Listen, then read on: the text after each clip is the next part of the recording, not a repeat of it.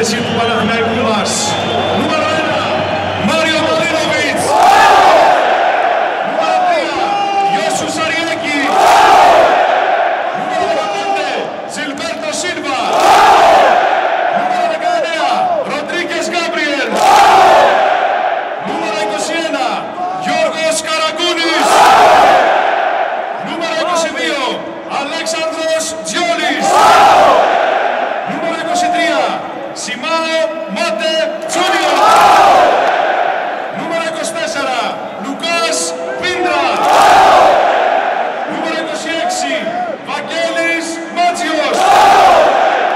Νούμερο 29, Μίκαελ Νίλσον. Και νούμερο 31, Νίκος Σπυρόπουλος.